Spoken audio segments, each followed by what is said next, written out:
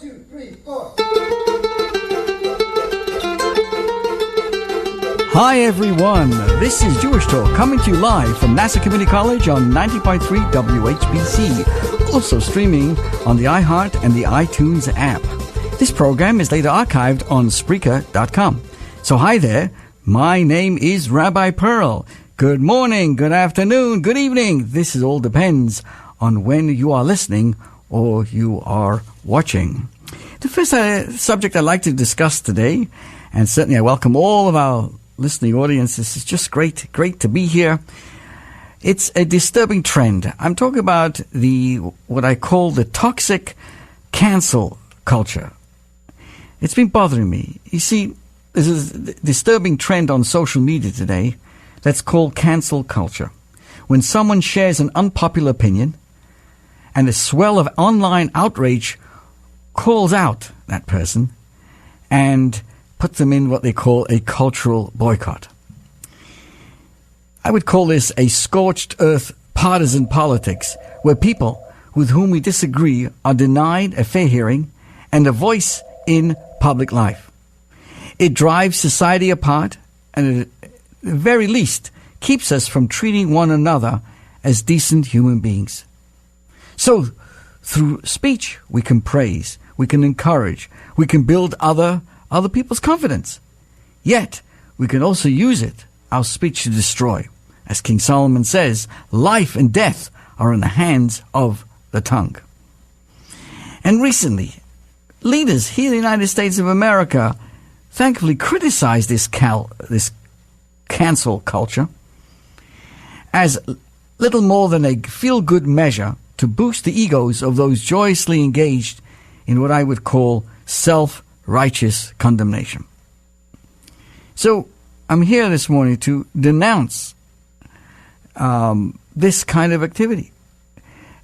Stop calling people out, shutting down opposing views, or being overly critical and judgmental is not a mark of a true activism, of a true personality.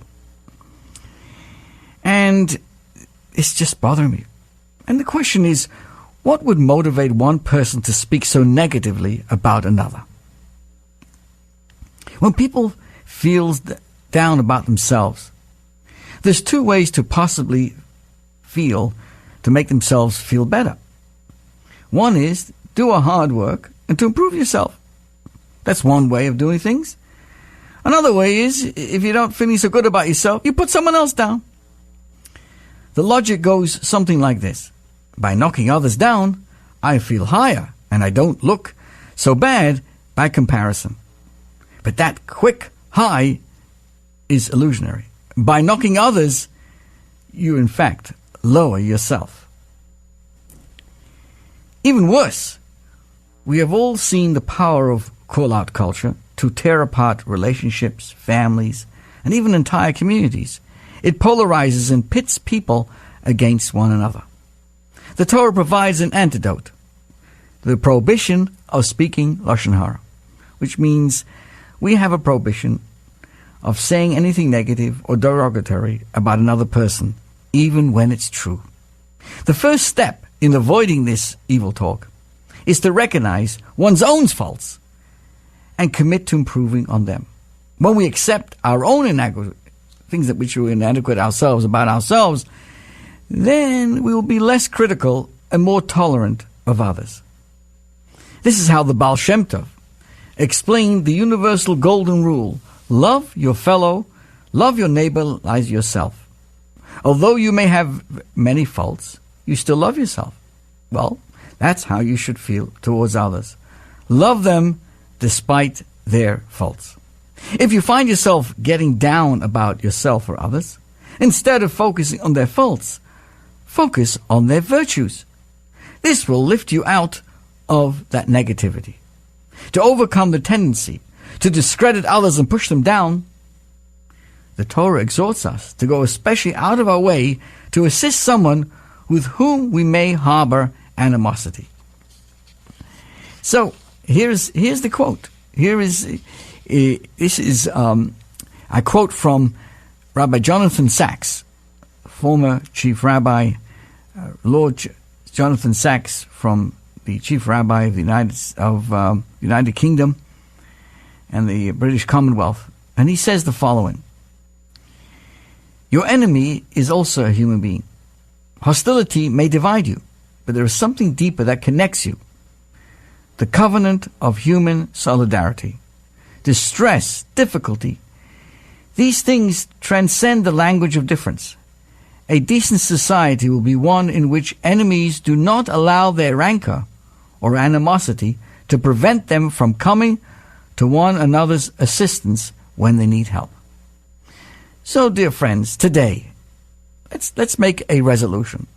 Let's put an end to this toxic call-out culture. Instead, let's try to mend the fence by reaching across in dialogue and goodwill.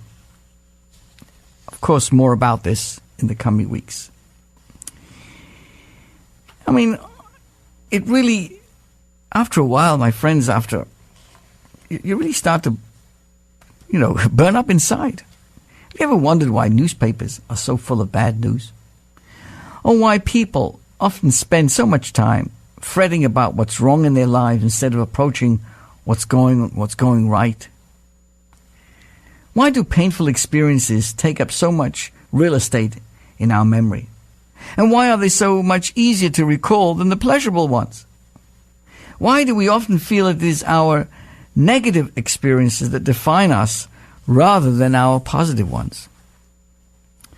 Scientists have coined them, the term, you must have heard of this, it's called negativity bias, to describe this phenomenon of how human consciousness relates to the world.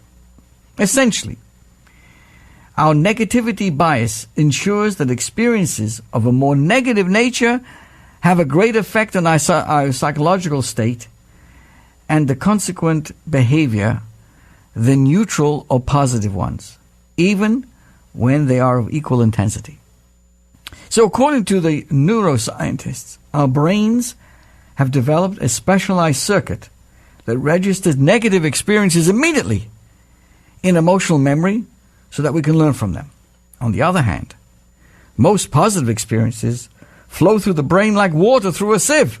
We experience them, we enjoy them, and forget about it. We completely, let it go. Accordingly, we use much more brain space to scan and process negative experiences than positive ones, because negative stimuli, if not registered and responded to appropriately, can be fatal. So out of necessity, we've become masters of fixating on the negative aspects of our lives and the environments. Now, this is only natural. This negativity bias is what always allows us to remain vigilant in our efforts to register and respond to any potential dangers and imminent threats to our well-being, ideally because it's too late. It's kind of a built-in protective situation. The problem is that this negativity bias does have a side effect. Since we're always on high alert for potential dangers, the positive aspects of our lives tend to get less attention. When we receive a compliment, for instance, we feel nice for a moment, but then the brain shifts back to a more defensive mode and we forget those warm, positive feelings. Similarly, if we have 9 positive experiences or interactions during the day and 1 negative experience, it's most likely at the end of the day, what's going to happen? We will remember the negative experience, even though it was just 1, more vividly than all the 9 wonderful things that happened. We may therefore walk around in a very low-level state of hypervigilance and anxiety. As a result, we tend to blow our negative experiences out of proportion and fail to contextualize them within the positive aspects of life that we have forgotten in the moments of this stress. So establishing a positive mindset is therefore quite difficult, and it goes against the grain of our established nature. And yet, maintaining a positive perspective in the midst of hardship, my friends, is essential to elevating one's quality of life.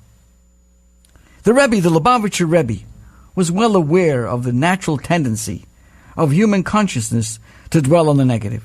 Nevertheless, The Rebbe consistently insisted that we could change our experience of life for the better by making a conscious and concerted effort to focus and dwell on the positive.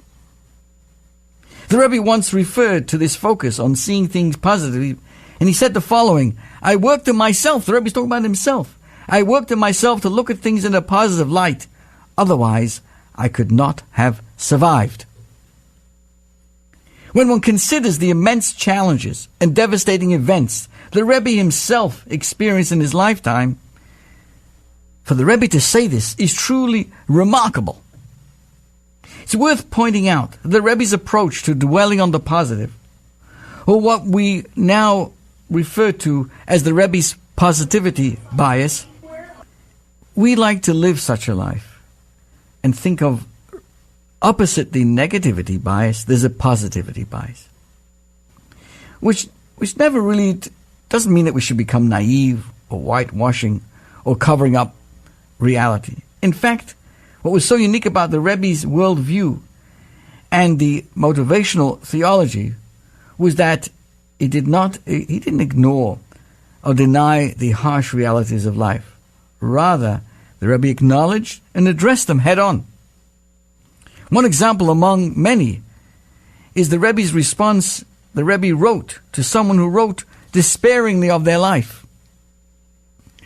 The Rebbe says, I received your letter in which you describe your economic circumstances and certain other conditions which are causes for your dissatisfaction and lack of spiritual gratification.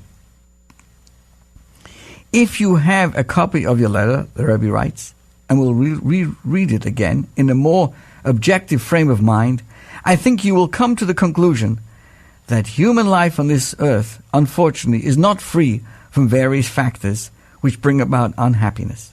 And this is universal, though the causes vary. To go through life in complete happiness is not destined for man. One of the basic things, however, is to have a clear vision on the fundamental issues and to cultivate appropriate expectations and attitudes. So the ultimate goal is not to completely avoid or remove all challenges or conflicts in one's life. That, according to the Rebbe, is impossible. But, as we will see and will discuss, it would not even guarantee our happiness, if we just don't focus on things, because so much depends on our perspective in relation to our actual circumstances. But it is within our power to cultivate attitudes in order to process and integrate all of our experiences, including the negative, in a way that liberates rather than limits our potential for success and happiness. So seeing life from a wider angle than just our own immediate experience is a crucial first step in shifting our negative response patterns that we so much, live with. Interesting, the Rebbe makes a similar point regarding Maimonides. In a letter by the Rebbe to someone regarding the necessity of maintaining an optimistic outlook, the Rebbe says, it is clearly observable that to a great and discernible degree, the effect of one's life events depends largely on how you react to them.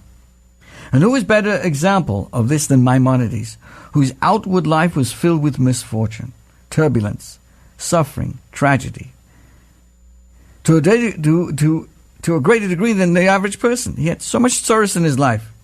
Nevertheless, the Rambam maintained a very positive and, in today's vernacular, optimistic view of life, as the Rambam Maimonides writes in the Guide to the Perplexed. And the Rebbe went on to write and share what Maimonides says in the Guide to the Perplexed that relates to the optimistic way of looking at life. People often think that the evils of the world are more numerous than the good things. Many sayings and songs of the nations dwell on this idea. They say that a good thing is found only exceptionally, while evil things are numerous and lasting. Not only common people make this absolute mistake, but even many who believe that they are wise. This error results from judging the whole universe by what occurs to a single person. Only an ignorant person believes that the whole universe exists for him alone, as if nothing else is required of any consideration. If, therefore, anything happens to him contrary to his expectation, what happens? He at once concludes that the whole universe is evil. If, however, he would take in consideration the whole universe, form an idea of it, and comprehend what a small portion he is of that, he will find the truth. So one is able to zoom out of a narrow self-orientation. It becomes possible to appreciate that in all, creation is overwhelmingly good and in order. Stars in their orbits, seasons turning, mountain heights, ocean depths, bird songs in the morning. Of course, our lives are also full of worries and dangers and dramas, but we must not get stuck in our own circumstance and fall prey to negative projections and what I would call self-fulfilling prophecies. Contemplating one's place within the vast wonders of the creation really is a time-honored practice of dwelling on the positive. Now, one significant side effect of the negativity bias is that we tend to fixate on what is lacking in our lives rather than what we have. Again, in a very pointed letter, the Rebbe writes to an individual who complained of never experiencing goodness in his life. And the Rebbe wrote back to this gentleman in response to your letter, in which you write about your current situation, that throughout your life you have not experienced any good. It seems that you do not sense the contradiction in your letter. For a man whom God has blessed with a wife and children, to say that he never seen any good is ungrateful to an alarming degree. Hundreds, even thousands of people pray every day to be blessed with children and would give anything they own to have a single child, but have not as yet merited this. But you, the recipient of this blessing, which seems to came to you without you having any, you didn't especially pray for it, don't recognize the wealth and the happiness and the blessings you have. And you write twice in your letter that you have never experienced any good. It's worth noting the Rebbe himself never had children and deeply understood this particular pain on the personal level. He was therefore in a unique position, not just spiritually but existentially, to point out the magnificent blessing that this person had received, and that they were judging from the Rebbe's response, taking for granted. Too often we simply don't keep the good things in our life in the forefront of our mind. We are too busy scanning for threats and dangers. They therefore tend to quietly and quickly recede into the hungry shadows of our long-suffering complaints. These complaints, if they're left unchecked, naturally override our awareness and basically skew our evaluation of what our life is really all about. And once again someone wrote to the Rebbe, complaining about their life. And the Rebbe alluded to the blessings recited every morning. One of these particular blessings, take note and thank God for some of the very basic amenities of human experience. Every single morning, the gift of a new day, the ability to see, the clothes that we wear, the earth beneath our feet, and the strength to carry on. These are all parts of our morning blessings. So actively beginning each day by acknowledging the blessings that we often take for granted allows us to gain the proper perspective on our life, that we're not overwhelmed by the negativity and the anxiety. To the contrary, we are filled with gratitude for all the tiny miracles of our life. Again, the Rebbe says, I read your letter with great shock. If you pay attention to the simple meaning of the 18 morning blessings, that's what we do every morning, in which you bless God at the beginning of each day, you will see that you've been blessed with all of them. In addition, you've been blessed with good health, good parents, good education, good community, good profession, livelihood, and more. If so, what's your justification for your complaints? What are you kvetching about? Those are my words. No matter what else is going on in your life, if you're alive and you have something to be grateful for, you just need to take the time to recognize and appreciate it. And one way to focus and dwell on the positive is to literally count your blessings every day, no matter how small they may be. Towards this end, our sages instituted, guess what, dear friends, to keep us on focus. Do you know how many blessings we are required? Minimum, as they would say. Each day, we are required to at least make 100 blessings each day. This practice of near constant expression of gratitude throughout the day has the power to sensitize ourselves to God's gifts and presence all around us. If we would take this time to stop and notice, over time this conscious attention to the blessings in our lives, both large and small, can help shift our default setting from an ungrateful negativity to what I call a positivity biased, which is focusing on our appreciation in life. There was a very famous Rabbi David Shochet from Toronto. He had his first audience with the Rebbe in 1952, when he was enrolled in the Central Lubavitch Yeshiva in Brooklyn. What he remembers most of that initial meeting was the Rebbe's guidance on actively appreciating life. Don't take life for granted, the Rebbe said. In the morning, when you wake up, thank God for everything has been given to you. Many people go to sleep at night, and when they wake up in the morning, they expect their shoes to be by their bed where they left them the night before. As they get dressed, they complain that the weather is too cold and too hot. Instead, they should be grateful they're still alive, that their possessions are still with them, that the new day is beginning, where they have the opportunity to do many, many good deeds. So according to Rabbi Shochet, this was a lesson he never forgot. It's important to remember, as we mentioned, the Rebbe himself didn't have an easy life. He spent time as a refugee fleeing across Europe and the Atlantic Ocean during this World War II. He knew firsthand what it meant to lose almost everything. For him to be able to give such advice after experiencing such horrors speaks volumes to his belief in and commitment to this practice of actively invoking and dwelling on the positive. Indeed, the Rebbe saw the cultivation of an attitude of gratitude as a pillar of our consciousness and, of course, of our spiritual practice. You know, many years ago, as I say, the Rebbe cherished our daily practice of not taking things for granted. And there's a young man at that time, who was 9 years old, Rabbi Nachum Stillerman, his name. He grew up in Crown Heights, section of Brooklyn. He used to deliver groceries to community members, including the Rebbe's mother. The Rebbe's mother, Rebbetzin Chana Schneerson, of blessed memory. She was always very kind to him and would always often invite him into her home for cookies and milk. On one occasion, he mustered the courage. He said, "Rebbetzin, what is the Rebbe's most favorite prayer?" She said, "Of course, all the prayers are important, but yes, there must be one that is closest to the Rebbe's heart. I don't know which one it is, but the next time he is here, I will ask him on your behalf."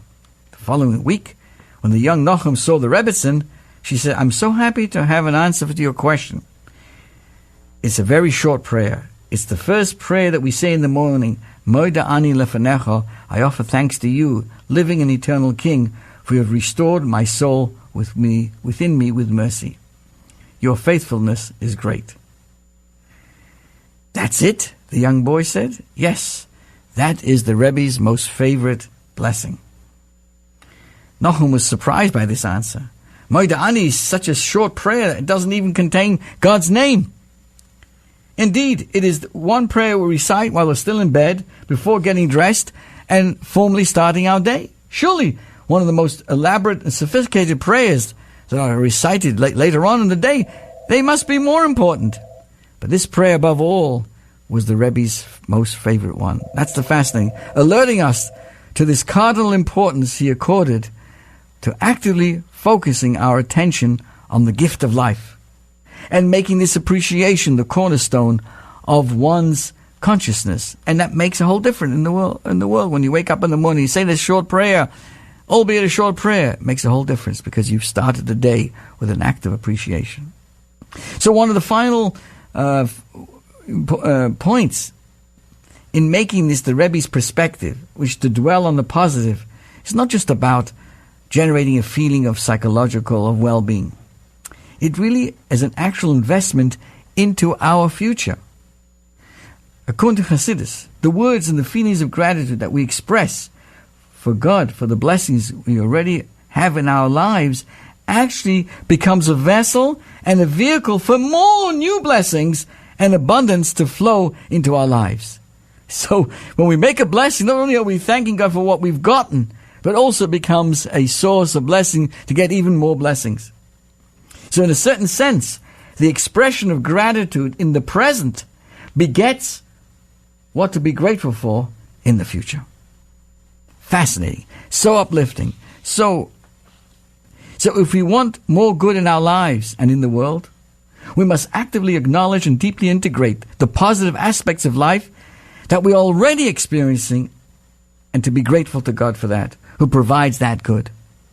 To do this, we must counter the natural tendency to focus on the negative aspects of life that surround us. Not that we should be blind ourselves to the many threats and dangers in our midst, but we must learn to actively dwell on the positive that we do, that we all have, so that we are not overwhelmed by the constant anxiety and the feelings of lack, which really block the flow of blessings that God wants to funnel into our lives. And that is, my friends, let us today have heartfelt appreciation, because that opens the gates for God's abundance. And there's so much more. This is your host, Rabbi Pearl. Thank you for joining us. Have a wonderful week.